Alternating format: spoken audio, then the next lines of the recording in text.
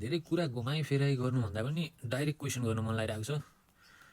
खानेपानीको काम चलिरहेको नुवाकोटमा कति समय भयो र त्यो काम अहिलेसम्म भयो कि भएन? यो प्रश्न नुवाकोटको जेनजीहरूको लागि, नुवाकोटको जेन एक्स वाइ जेड वडा अध्यक्ष सबैको लागि किन भएन?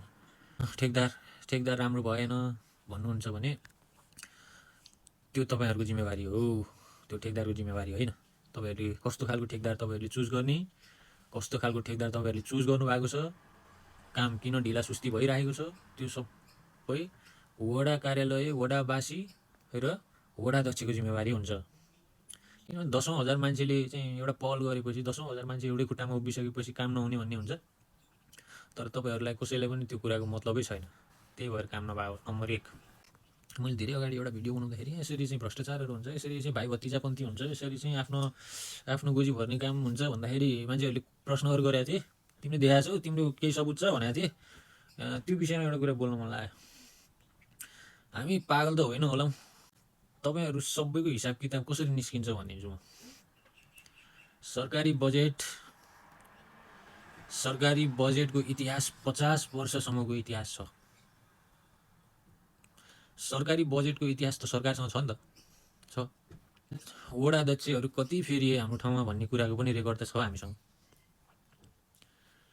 अहिलेसम्म टोटल बजेट कति पैसाको बजेट चाहिँ कुन ठाउँमा कति पैसा बजेट टोटल परेको छ भनेर 40-50 वर्षको रेकर्ड हेर्ने हो भने हामीले छर्लङ्गै देखिन त सकिन्छ। ल म तपाईँहरूलाई एउटा इक्जाम्पल दिन्छु। कुनै ठाउँमा एउटा 50 वर्षको इन्टरभल एउटा पिरियडमा 10,000 20,000बाट सुरु हुँदै गएर चाहिँ त्यहाँ चाहिँ 5 करोडदेखि 10 करोडसम्मको लगानी भइसक्यो है भन्ने कुरा त 50 वर्षको पिरियडमा त हामीले अन्त्यमा त देखिन्छ नि त।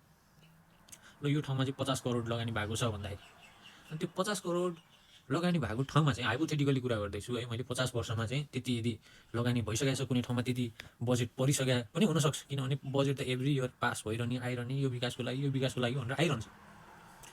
तर त्यो बजेटलाई कसरी ठिकाना लागेको छ भन्ने कुरा त इन्जिनियरिङले बताउँछ। 50 वर्षको क्यालकुलेसनमा पनि त्यो माटोमा कति गिटी हालेको छ, त्यो माटोमा कति बालुवा हालेको छ, त्यो ठाउँमा कति लगानी हालेको छ भन्ने कुरा त एउटा स्ट्याटिस्टिक क्यालकुलेसन निकाल्यो भने नै त्यहाँ कति लगानी परेको छ भन्ने कुरा ठ्याक्कै थाहा हुन्छ। अनि त्यो पनि अवश्य गरिन्छ। अब हामी आइसकेपछि त्यो गरिन्छ। त्यही भएर यो चाहिँ मैले म्यासेज सबैलाई दिन खोजेको हो।